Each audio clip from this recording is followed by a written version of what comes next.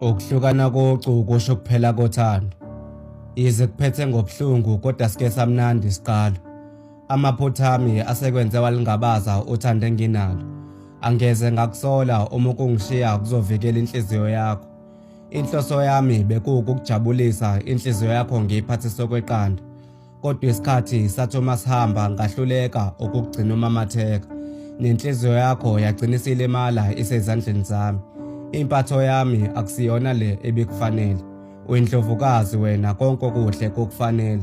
Mntana womuntu nanoma usuhambile kodwa enhlizweni yami uyohlezi ugcinekile.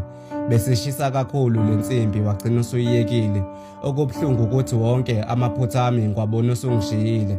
Sengisele nemicabango emihle yesikhathi esezadlula. Kusemnandi izimbali zisaqhakazile zingekafiki izikhukhula. Empeleni bengisangalithokozela elinye ithuba hleze siqale kabusha. Siwasebenzise njengesifundo amaphutha bese siwashiya ngemuva. Sinika uthando ithuba lesibili hleze lisaphila. Nenhlansi isengaliphembi langabi mntana womuntu ngicela sizame ukugcina. Okugcina bengicela sizame. Ngiyakuthembisa uthando lwakho angisoze ngaliyekela kulungile asami. Injabulo yami iyashoda ngawe.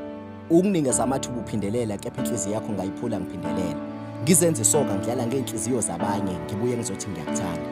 Kona ukuthi ngiyakuthanda bengaqamba imanga ngiyakuthanda futhi ngabe ngiqamba amanga uma ngathi kulwethu uthando benganamanga.